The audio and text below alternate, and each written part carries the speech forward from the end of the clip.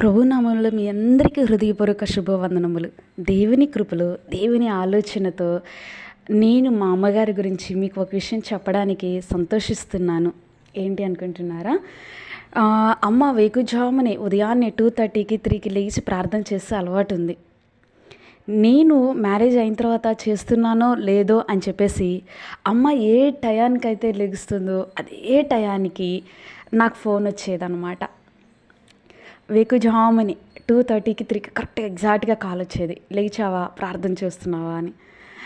లేదు లేదమ్మా, లెగుస్తున్నాను, చేస్తాను అని చెప్పేసి అనేదాన్ని.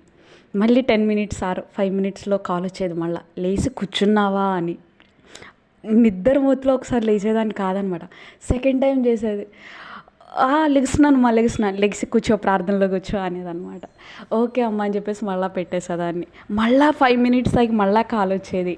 కూర్చున్నావా, ప్రార్థన చేస్తున్నావా? అమ్మ కూర్చున్నాను, ప్రార్థన చేస్తున్నానంటే అప్పుడు పెట్టేసేదన్నమాట.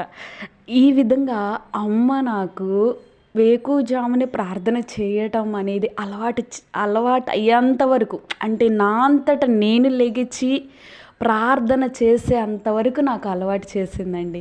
ఎంత గొప్ప ప్రేమ కదా! ఆ యేసయ్య గురించి నాకు ఇంత అద్భుతంగా నేర్పించింది అమ్మ. Thank you so much. మీకు కూడా ఈ అలవాటు లేకపోతే తప్పకుండా వేకుజామునే లేచి ప్రార్థన చేయండి. గొప్ప మేలు ఎన్నో పొందుకోవచ్చు. God bless you.